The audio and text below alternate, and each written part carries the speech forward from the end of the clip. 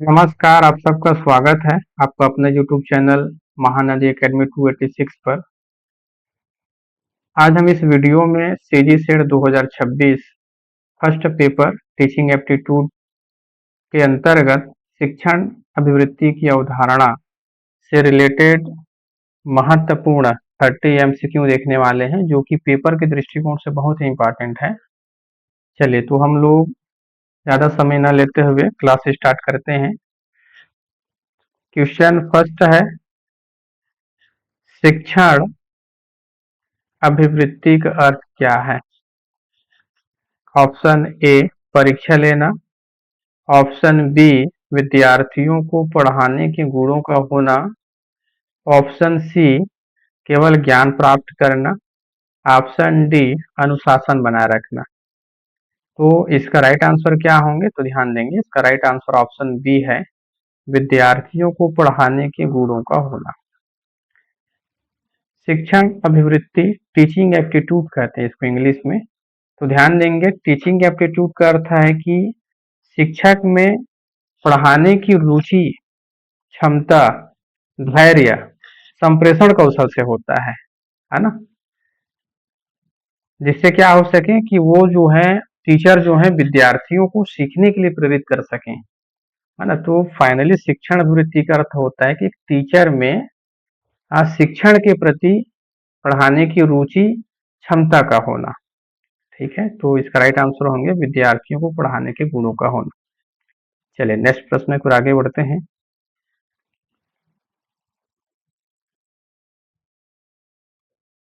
Next प्रश्न है आपका, शिक्षण एक कैसी प्रक्रिया है?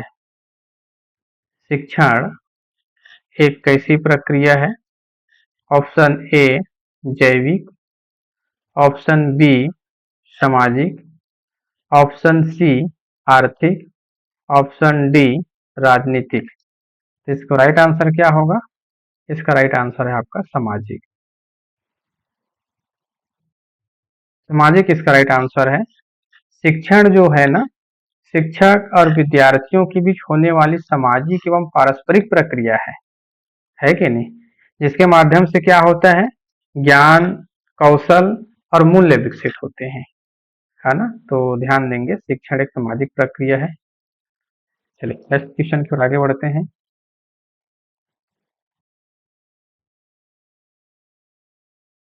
नेक्स्ट प्रश्न है, अधिगम को अभिप्रेरित करने वाली क्रिया शिक्षण है, यह कथन किसका है? अधिगम मतलब होता है सीखना, लर्निंग। अधिगम मतलब होता है सीखना, लर्निंग कहेंगे इसको हम इंग्लिश में। अधिगम को अभिप्रेरित करने वाली क्रिया शिक्षण है, यह कथन किसका है? Option A Gage, option B B.O. Smith, option C Clarke का, और ऑप्शन डी पेज का। तो ध्यान देंगे, इसका राइट आंसर क्या होंगे? इसका राइट आंसर है आपका ऑप्शन बी B.O. स्मिथ। ध्यान देंगे, एग्जाम में कुछ जो प्रसिद्ध कोटेशन होते हैं विद्वानों को, वो पूछ लिया जाता है। तो ध्यान देंगे, अधिगम को अभिप्रेरित करने वाली क्रिया शिक्षण है, यह कथन किसका है? तो B.O. स्मिथ का है ना। B.O. स्मिथ कहता है कि शिक्षण का मुख्य उद्देश्य क्या होता है? विद्यार्थियों में सीखने की प्रेरणा उत्पन्न करना, है ना। विद्यार्थियों में सीखने की प्रेरणा उत्पन्न करना, ये शिक्षण का मुख्य उद्देश्य होता है। चलिए नेक्स्ट प्रश्न पर आगे बढ़ते हैं।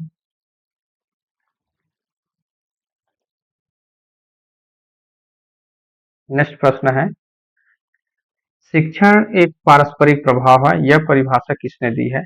चलिए, शिक्षण एक पारस्परिक प्रभाव है, यह परिभाषा किसने दी है? Option A Gage, option B Phillips, option C Raymond, option D Morrison.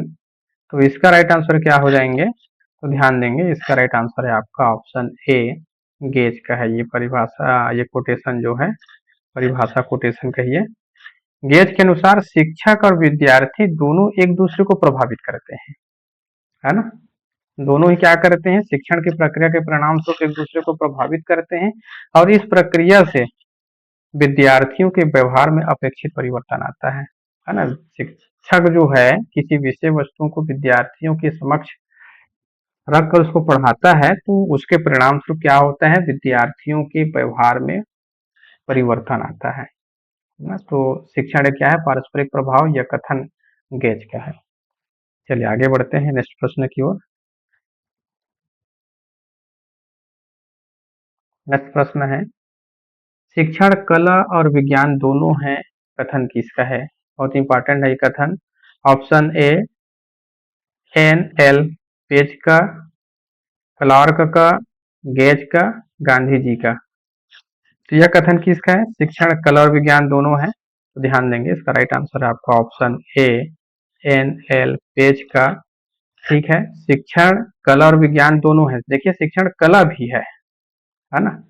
शिक्षण कला कैसे है ये देखिए, क्योंकि टीचर तो बहुत होते हैं जो विद्यार्थियों को पढ़ाते हैं, लेकिन सभी टीचर का एक अलग अलग तरीका होता है पढ़ाने का, जिससे कि बच्चे टीचर द्वारा पढ़ाए जा रहे हैं विषय वस्तु को आसानी से समझ सकें, है कि नहीं। और विज्ञान है ना, शिक्षण में क्या है, वैज्ञानिक सिद्धांतों का भी प्रयोग किया जाता है। तो इस प्रकार शिक्षण जो है कला और विज्ञान दोनों है, और यह कथन एन एल पेज का है। चलिए आगे बढ़ते हैं।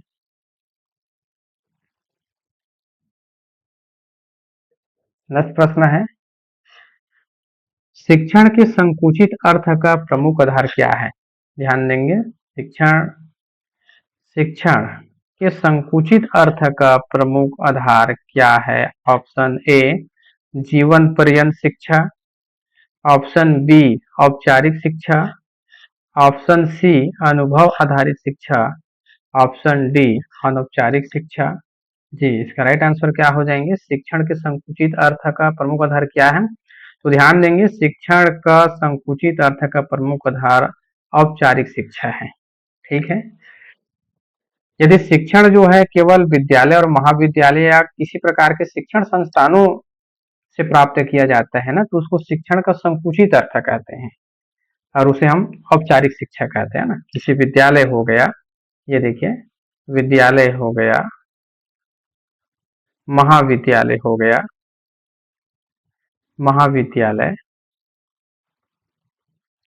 यानी कि हम कह सकते हैं कि जो शिक्षा शिक्षा संस्थान होते हैं ना, वहां यदि हम शिक्षा ग्रहण करते हैं तो उसको हम शिक्षण के संकुचित अर्थ कहते हैं। ठीक है जी, तो इसका राइट आंसर आपका ऑप्शन बी है, औपचारिक शिक्षा। चलिए आगे बढ़ते हैं नेक्स्ट प्रश्न की ओर।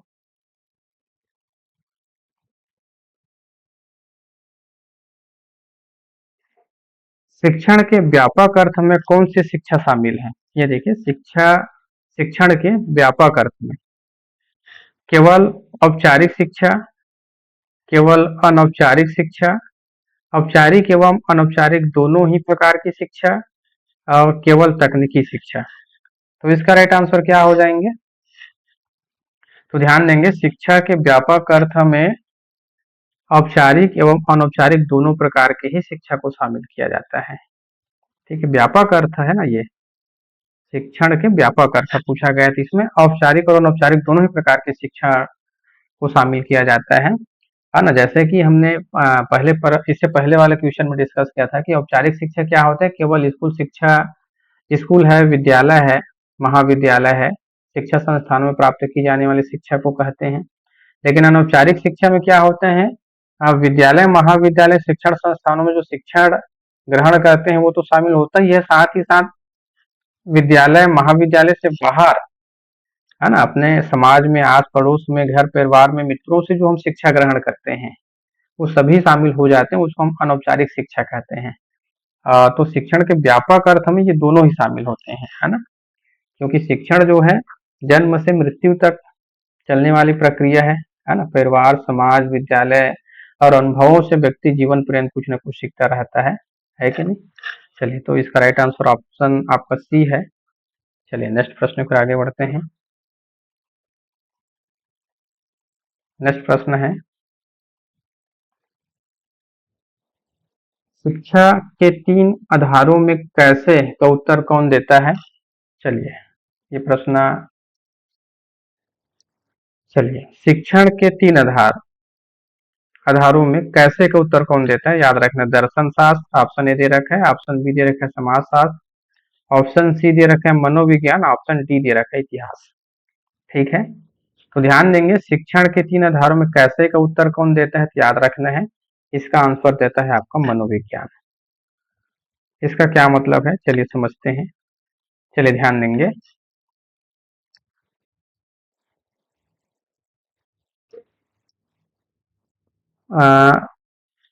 शिक्षण के 3 आधार में 3 प्रश्न बनता है, जैसे कि शिक्षण कैसे या शिक्षा कैसे, क्यों,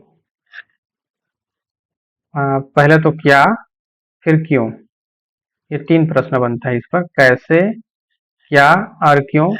कैसे का मतलब होता है कि विद्यार्थियों को कैसे पढ़ाया जाए, उसकी तरीका क्या होनी चाहिए, उसकी विधि क्या होनी चाहिए, शिक्षण के सूत्र क्या होने चाहिए, जिससे कि विषय वस्तु विद्यार्थियों को आसानी से समझ में आ सके, है ना, इसको कहते हैं कैसे, है ना। अब इसीलिए तो मनोविज्ञान मतलब हमें ये समझना है कि बच्चे कि हमें मनोस्थिति को समझना है, उसके मानसिक लेवल को समझना है और समझने के बाद उसको शिक्षण प्रदान करना है। इसीलिए कैसे का प्रश्न मनोविज्ञान से जुड़ा हुआ है ना। इससे क्या होता है कि हम विद्यार्थियों की जो बौद्धिक लेवल है, मनोस्थिति है, उसको हम समझ सकें और उसके अनुसार शिक्षण विधि का, तरीका का, सूत्रों का प्रयोग करके उसे हम सिखाएं। फिर एक प्रश्न बनता है कि शिक्षा क्या देनी चाहिए। क्या का मतलब होता है विषय वस्तु, विषय वस्तु, विषय वस्तु कहने का आशय है कि उनको क्या पढ़ाया जाए, विद्यार्थियों को क्या पढ़ाया जाए। ठीक है, और क्यों का मतलब कि विद्यार्थियों को क्यों पढ़ाया जाए। तो याद रखना है क्यों इसलिए पढ़ाया जाए, क्योंकि विद्यार्थी को एक अच्छा नागरिक भी बनाना होता है ना, एक आदर्श व्यक्ति, एक ईमानदार व्यक्ति बनाना है, इसलिए शिक्षा दिया जाना चाहिए। तो ये 3 बेसिक प्रश्न बनता है शिक्षा के आधार में, कैसे, क्यों और कैसे, क्या और क्यों। तो आई होप आप सब समझ गए होंगे इसको। चलिए आगे बढ़ते हैं।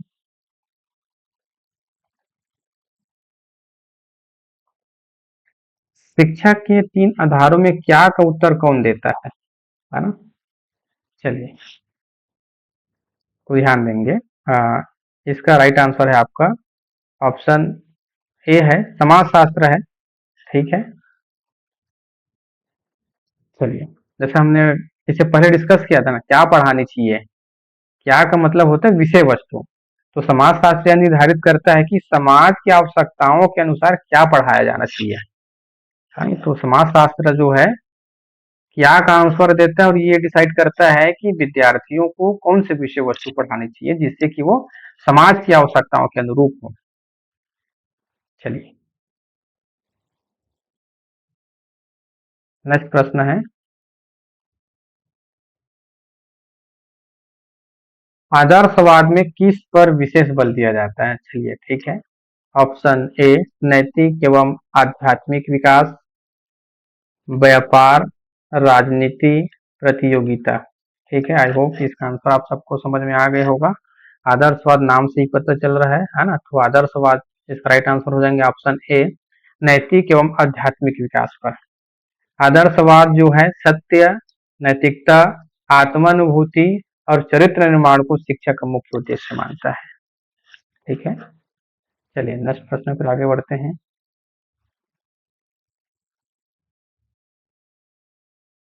प्रकृतिवाद का प्रमुख प्रकृतिवाद का प्रमुख विचारधारा क्या है, ऐसा कह सकते हैं हम लोग। ठीक है, प्रतिपाद्य क्या है, प्रकृतिवाद का प्रमुख प्रतिपाद्य क्या है। तो याद रखना है प्रकृति ही सर्वोत्तम शिक्षा है, ऑप्शन ए। ऑप्शन बी केवल पुस्तक की ज्ञान, केवल परीक्षा, केवल अनुशासन। ठीक है, तो इसका राइट आंसर क्या हो जाएंगे ऑप्शन ए प्रकृति ही सर्वोत्तम शिक्षक है, ये प्रकृतिवाद का मानना है ना। प्रकृतिवाद के अनुसार बालक को प्रकृति के अनुरूप स्वतंत्र वातावरण में सीखने का अवसर मिलना चाहिए, ये प्रकृतिवाद मानता है ना। बच्चा जो है, विद्यार्थी जो है प्रकृति की साहचर्य में रहकर जो शिक्षा ग्रहण करता है ना, वो स्थायी होता है, लंबे समय से उसके स्मृति में विराजमान रहते हैं। चलिए नेक्स्ट प्रश्न है,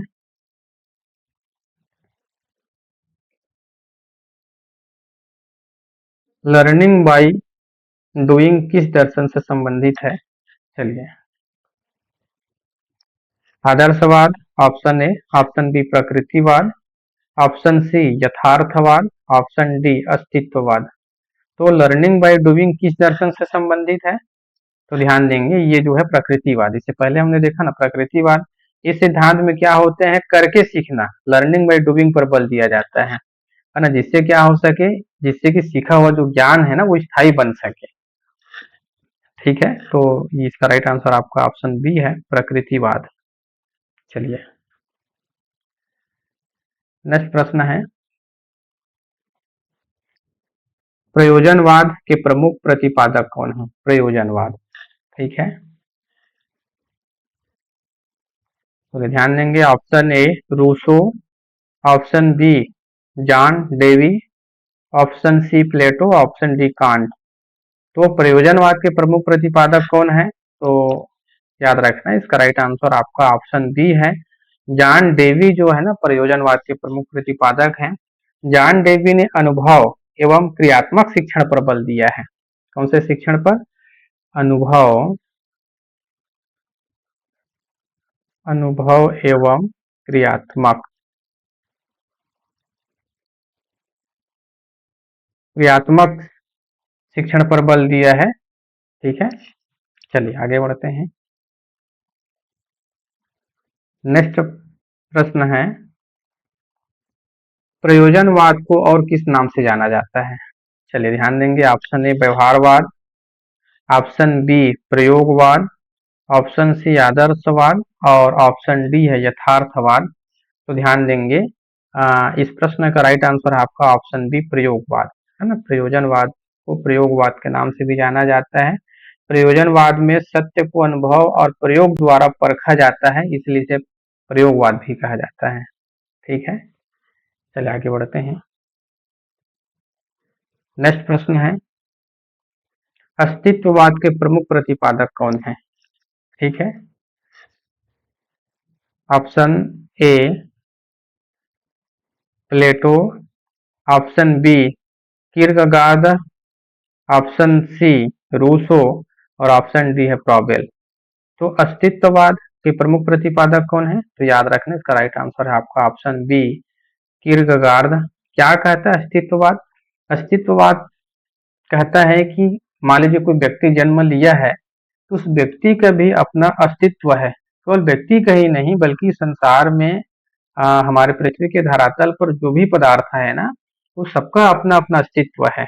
और ये विशेष रूप से व्यक्ति पर बल देता है। तो कहता है कि व्यक्ति यदि इस संसार में आया है तो उसका अपना अस्तित्व है। व्यक्ति को चाहिए कि वो अपने आप को समझे, अपने आप को जाने, अपने महत्व को समझे, है ना। तो हर व्यक्ति में वो, है ना, वो गुण विद्यमान है ना। जैसे कि जो एक प्रमुख, एक महान व्यक्ति में जो गुण विद्यमान होते हैं, वैसे सभी व्यक्तियों में विद्यमान है। ये सवाल ये कि उसको पहचानने की आवश्यकता है, हमारे अंदर छुपी क्षमता को, ये मानकर चलता है अस्तित्ववाद। ठीक है, अस्तित्ववाद व्यक्ति की स्वतंत्रता पर, आत्मनिर्णय और व्यक्तिगत उत्तरदायित्व पर बल देता है। ठीक है, चलिए आगे बढ़ते हैं।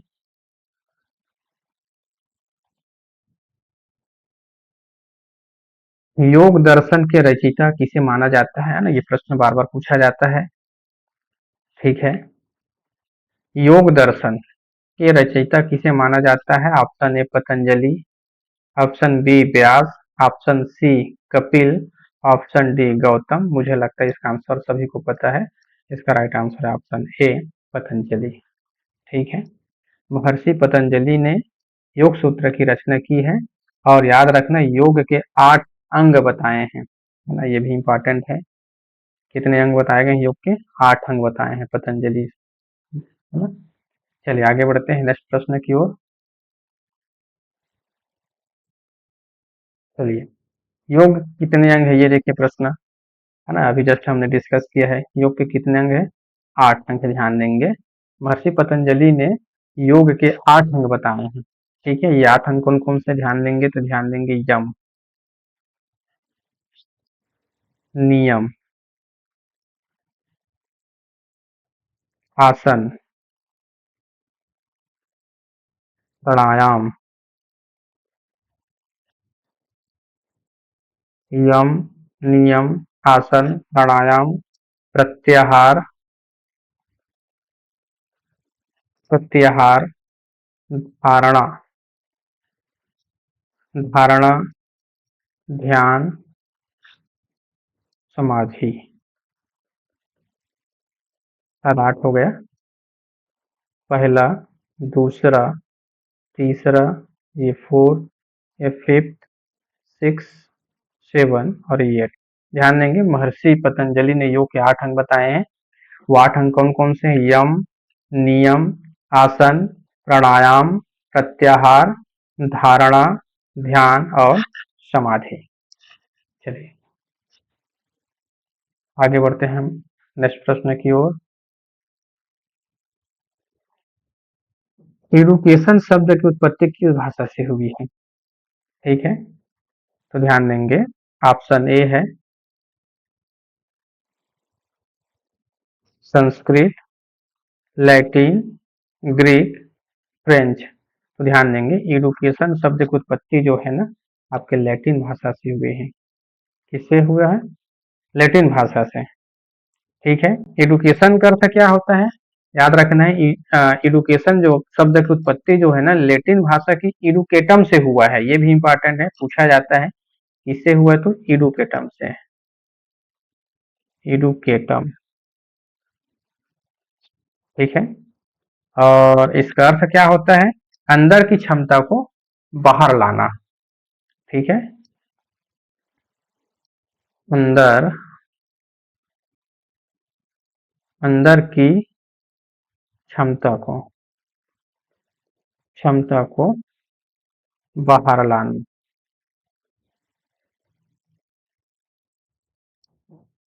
एडुकेशन, एजुकेशन शब्द की उत्पत्ति किस भाषा से हुई है? तो ध्यान देंगे एजुकेशन शब्द की उत्पत्ति लैटिन भाषा के एडुकेटम से हुआ है, जिसका अर्थ होता है अंदर की क्षमता को बाहर लाना। व्यक्ति में जो छुपी हुई ज्ञान है, क्षमता है, उसको शिक्षा के माध्यम से बाहर लाना, ये एडुकेशन का अर्थ है। चलिए नेक्स्ट प्रश्न की ओर।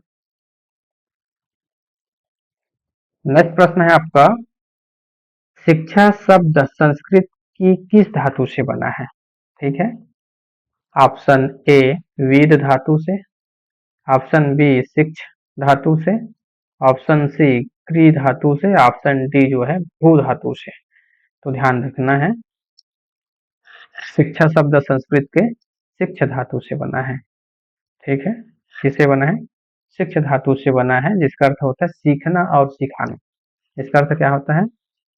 सीखना और सिखाना।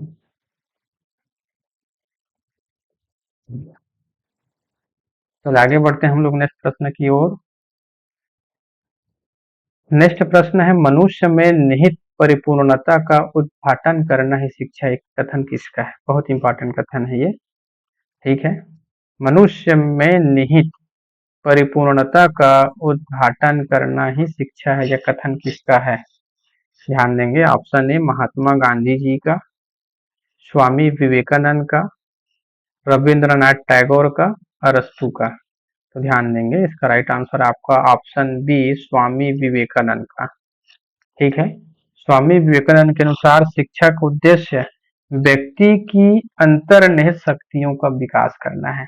स्वामी विवेकानंद मानकर चलता है कि कोई भी व्यक्ति में जो ज्ञान है वो पहले से ही विद्यमान है, बस उसको बाहर लाना है ना, ये शिक्षा है, ये स्वामी विवेकानंद कहता है।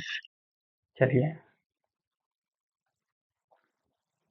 नेक्स्ट प्रश्न है, शिक्षा अनुभवों के सतत पुनर्निर्माण की प्रक्रिया या कथन किसका है? ठीक है, इससे पहले हमने पढ़ा भी है, आई होप आप सब इसको समझ गए होंगे इसका आंसर। चलिए, शिक्षा अनुभवों के सतत पुनर्निर्माण की प्रक्रिया या कथन किसका है? ऑप्शन ए रूसो का, जॉन डेवी का, ट्रॉवेल का, पेस्टराजी का। ठीक है, तो इसका राइट आंसर क्या होंगे? पहले भी हमने डिस्कस कर रखा है, जान याद रखेंगे जॉन डेवी इसका प्रतिपादक है ना। डेवी के अनुसार शिक्षा जीवन भर अनुभवों से सीखने और उन्हें सुधारने की प्रक्रिया है। ठीक है, इसीलिए पुनर्निर्माण शब्द का प्रयोग किया गया है। ठीक है, सीखना भी है और समय के साथ उसमें सुधार भी करना है। ठीक है, जरूरी नहीं एक बार जो हम शिक्षा ग्रहण कर लिए हैं वो ही यथार्थ रूप में हमेशा बना रहेगा, उसमें सुधार होता रहता है। ठीक है, चलिए आगे हम बढ़ते हैं नेक्स्ट प्रश्न की ओर। नेक्स्ट प्रश्न है, औपचारिक शिक्षा की प्रमुख विशेषता क्या है? चलिए, ऑप्शन ए निश्चित पाठ्यक्रम, कोई पाठ्यक्रम नहीं, केवल अनुभव, केवल परिवार। तो ध्यान देंगे, औपचारिक शिक्षा की प्रमुख विशेषता है इसका निश्चित पाठ्यक्रम होता है। औपचारिक शिक्षा में कुछ चीज फिक्स रहता है, जैसे कि चलिए इसका राइट आंसर तो ऑप्शन है, आप सभी समझ गए हैं। औपचारिक शिक्षा में निश्चित पाठ्यक्रम होता है। क्या होता है? निश्चित पाठ्यक्रम होता है।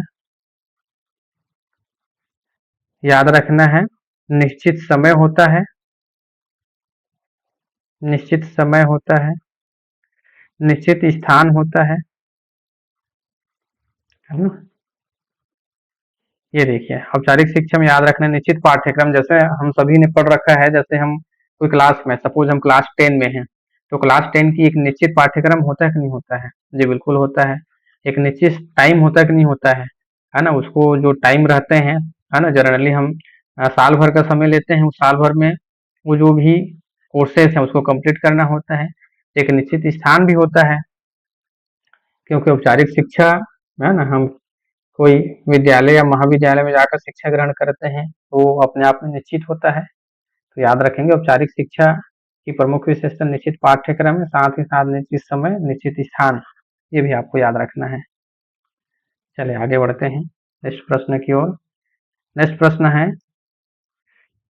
अनौपचारिक शिक्षा का मुख्य स्रोत कौन है ना? आई होप इसका आंसर आप सबको पता चल गया होगा। आप जरूर हमें कमेंट बॉक्स में ये जरूर बताएंगे कि हमने जो जितने भी क्वेश्चंस लाए हैं उनमें से आपका कितने सही हो रहे हैं। चलिए, विद्यालय, परिवार एवं समाज, विश्वविद्यालय और परीक्षा केंद्र। तो औपचारिक सॉरी अनौपचारिक शिक्षा का प्रमुख स्रोत क्या है? तो याद रखना है परिवार तथा समाज। इसका राइट आंसर आपका ऑप्शन बी है। व्यक्ति जो है ना, परिवार, मित्रों, समाज और दैनिक अनुभवों से अनौपचारिक शिक्षा प्राप्त करता रहता है। ठीक है, चलिए नेक्स्ट प्रश्न है आपका, निरौपचारिक शिक्षा का उदाहरण है। चलिए ध्यान देंगे, निरौपचारिक शिक्षा क्या होता है? ये देखिए, ऑप्शन ए प्रौढ़ शिक्षा, केवल विद्यालय की शिक्षा, केवल विश्वविद्यालय की शिक्षा, केवल बोर्ड और परीक्षा। तो याद रखना है निरौपचारिक शिक्षा। निरौपचारिक शिक्षा की एग्जाम्पल आपका प्रौढ़ शिक्षा है। ये देखिए, प्रौढ़ शिक्षा, दूरस्थ शिक्षा और सतत शिक्षा, ये निरौपचारिक शिक्षा के उदाहरण है, ध्यान रखेंगे। प्रौढ़ शिक्षा तो है ही, साथ ही दूरस्थ शिक्षा, डिस्टेंस एजुकेशन जिसको हम लोग कहते हैं, है ना, दूरस्थ शिक्षा और सतत शिक्षा। आपने देखा होगा शासन द्वारा बीच बीच में ये योजना आते रहते हैं ना, ये सब निरौपचारिक शिक्षा का एग्जाम्पल है। प्रौढ़ शिक्षा, दूरस्थ शिक्षा और सतत शिक्षा, है ना, मतलब निरौपचारिक शिक्षा का मतलब क्या होता है कि इसमें थोड़ा सा शिथिलता प्रदान किया जाता है विद्यार्थियों को, है ना। इसमें निश्चित कोर्स भी होते हैं, समय भी होते हैं, संस्थान भी होते हैं, लेकिन इसमें ये बाध्य नहीं होते हैं कि विद्यार्थी जो है कंटिन्यूअस शिक्षण संस्थानों में जाके ही शिक्षा प्राप्त करे, है ना। जी, चलिए आगे बढ़ते हैं। नेक्स्ट प्रश्न है, खान और डाइक ने कितने प्रमुख अधिगम नियम दिए हैं? तो याद रखना है, बहुत इंपॉर्टेंट क्वेश्चन है ये। थार्नडाइक ने कितने प्रमुख अधिगम नियम दिए हैं? तो याद रखना है, थार्नडाइक ने कितने प्रमुख अधिगम नियम दिए हैं?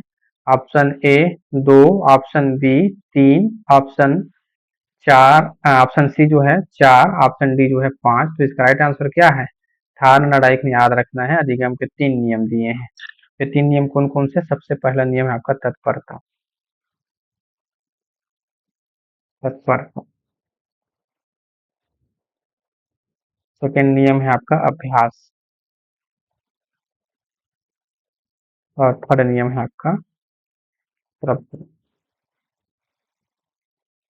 ध्यान रखेंगे थार्नडाइक ने अधिगम के 3 नियम दिए हैं। तत्परता, तत्परता का आशय क्या होता है कि सबसे पहली बात तो ये है कि विद्यार्थी जो है, बच्चा जो है, किसी चीज को सीखने के लिए तैयार रहे, उसमें रुचि हो, लगन हो विद्यार्थी का, है ना। ये होता है तत्परता, है ना। किसी चीज को सीखने के प्रति उसमें लगन होनी चाहिए, रुचि होनी चाहिए। अभ्यास, अब रुचि है तो क्या करें उसमें, अब बार बार उसमें अभ्यास करें, है ना। अभ्यास करने से क्या होता है, चीजें जो है अच्छे से समझ में आते हैं, बच्चे के उसमें परफेक्शन आता है ना। जब सीखने को तैयार हो गया, बार बार अभ्यास करने लगा, तो उसका प्रभाव तो पड़ेगा ही, है ना जी। तो ये है थार्नडाइक के अधिगम के 3 नियम। चलिए नेक्स्ट प्रश्न पर आगे बढ़ते हैं। गेस्टाल्ट मनोविज्ञान के प्रमुख प्रवर्तक कौन है? चलिए, ऑप्शन ए जीन पियाजे, option B Wolfgang Kohler, option D John Dewey, option D जो है स्किनर। तो याद रखना है गेस्टाल्ट मनोविज्ञान के जो प्रमुख प्रवर्तक है ना, वो वुल्फगैंग कोहलर है। चलिए, क्या कहता है गेस्टाल्ट मनोविज्ञान? तो ध्यान रखना, गेस्टाल्ट मनोविज्ञान कहता है समग्र अपने भागों के योग से बड़ा होता है। ध्यान देंगे, समग्र अपने भागों के योग से बड़ा होता है।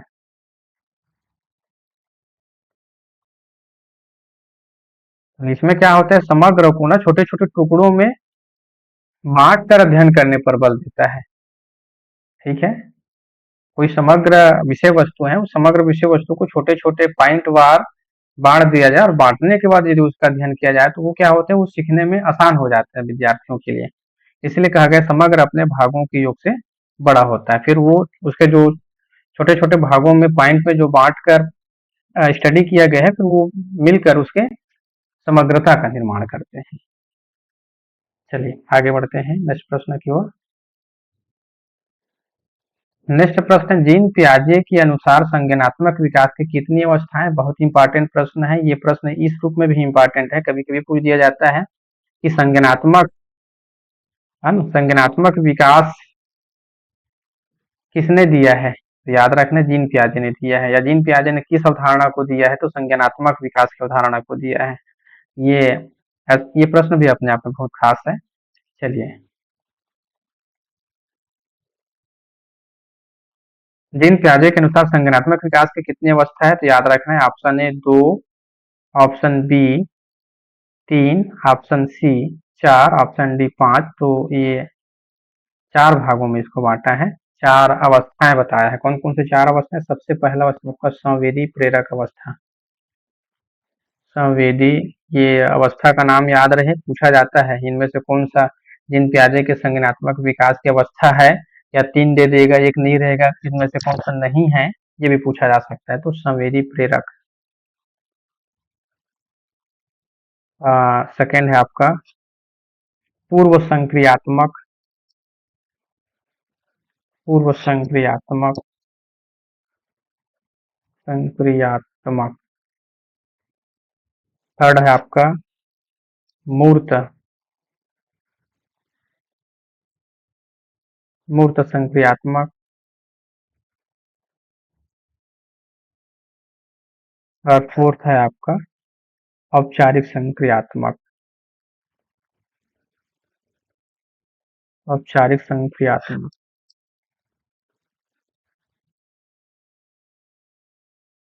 चलिए, तो ये चारों नाम याद रखेंगे आप सभी। संवेदी प्रेरक, पूर्व संक्रियात्मक, मूर्त संक्रियात्मक, औपचारिक संक्रियात्मक।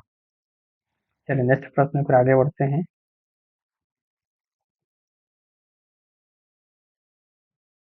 किंडरगार्टन पद्धति के जनक कौन है ना भाई। चलिए ध्यान देंगे। Option A Montessori, option B Froebel, option C Rousseau, option D Tagore, Rabindranath Tagore. तो ध्यान देंगे इसका राइट आंसर क्या होंगे। इसका राइट आंसर है आपका ऑप्शन बी, फ्रॉबेल ने किंडरगार्टन पद्धति को दिया है ना। फ्रॉबेल ने किंडरगार्टन प्रणाली की शुरुआत की, जिनमें क्या होता है, खेल के माध्यम से रचनात्मकता और स्व गतिविधि पर बल दिया है ना। इसमें फ्रॉबेल महोदय विद्यार्थियों को खेल के माध्यम से सिखाने पर बल देता है ना। बच्चे रचनात्मक कार्य करते हुए सीखता है। इस पद्धति में विद्यार्थी बालक क्या करते हैं, स्व गति से सीखते हैं, स्वस्फूर्त होकर सीखते हैं। ठीक है, चलिए इस प्रश्न पर आगे बढ़ते हैं। हम है ना बेसिक लेवल से एडवांस लेवल सारे प्रकार के प्रश्न हम देखेंगे और हम पूरा टॉपिक वाइज देखेंगे, है ना। चलिए 5 सितंबर किस रूप में मनाया जाता है। ठीक है, ये प्रश्न मुझे लगता है सभी इसका आंसर को जानते हैं। अब आपको लग रहा होगा बहुत इजी है, बहुत इजी तो है, लेकिन सभी प्रश्न पूछे जाते हैं। पिछले सीजी सेट 2024 में एक प्रश्न आया था जिसमें एक साइड जो है तिथि दे दिया था और दिनांक दे दिया था, उसको मैच करना था। तो ऐसा प्रश्न आते हैं। तो 5 सितंबर किस रूप में मनाया जाता है। राष्ट्रीय शिक्षा दिवस, शिक्षक दिवस, बाल दिवस, साक्षरता दिवस। जी बताएंगे। इसका आंसर सभी को पता है। 5 सितंबर को शिक्षक दिवस के रूप में मनाए जाते हैं। क्यों मनाए जाते हैं शिक्षक दिवस के रूप में, तो याद रखना डॉक्टर सर्वपल्ली राधाकृष्णन की जयंती के उपलक्ष्य में इसको मनाया जाता है ना। चलिए नेक्स्ट प्रश्न पर आगे बढ़ते हैं। नेक्स्ट प्रश्न है 11 नवंबर किस रूप में मनाया जाता है। जी बताएंगे। शिक्षक दिवस, राष्ट्रीय शिक्षक दिवस, राष्ट्रीय शिक्षा दिवस, बाल दिवस, विज्ञान दिवस। जी बताइए 11 नवंबर किस रूप में मनाया जाता है। तो याद रखना है 11 नवंबर जो है ना राष्ट्रीय शिक्षा दिवस के रूप में मनाया जाता है। ऑप्शन बी इसका सही आंसर है। क्यों ऐसा, तो याद रखना है 11 नवंबर को भारत के जो प्रथम शिक्षा मंत्री मौलाना अबुल कलाम आजाद का जयंती रहता है और उसके उपलक्ष्य में इसको मनाया जाता है राष्ट्रीय शिक्षा दिवस को। चलिए नेक्स्ट प्रश्न पर आगे बढ़ते हैं। चलिए ऐसा भी पूछा जाता है मेज द कॉलम करके, इससे पहले भी सीजी सेट में पूछा हुआ है। चलिए मैच करना है आपको। बेसिक शिक्षा, वर्धा शिक्षा, है ना। इसमें ऑप्शन नहीं दे रखा है। चलिए इसको हम बेसिक शिक्षा, ये तो सभी जानते हैं। किसने दिया है बेसिक शिक्षा, बहुत बार पूछा गया एग्जाम में ये। ठीक है, तो ध्यान देंगे गांधी जी। चलिए अनुभवात्मक शिक्षा, इससे पहले कई प्रश्न में आपने देखा होगा जॉन डेवी। ठीक है, किंडरगार्टन अभी जस्ट हमने देखा है फ्रॉबेल, और स्व शिक्षा याद रखना है मारिया मॉन्टेसरी का है। ठीक है, तो ध्यान देंगे बेसिक शिक्षा जिसको वर्धा शिक्षा भी कहते हैं, महात्मा गांधी जी ने ये दिया था। अनुभवात्मक शिक्षा, अनुभव द्वारा सीखना, है ना, जॉन डेवी ने दिया है। किंडरगार्टन, है ना, अभी जस्ट हमने देखा है फ्रॉबेल ने दिया है, जिस पर खेल के माध्यम से, रचनात्मक के माध्यम से और स्वस्फूर्त से सीखने पर बल दिया जाता है। स्व शिक्षा मारिया मॉन्टेसरी ने दिया है। चल आगे बढ़ते हैं।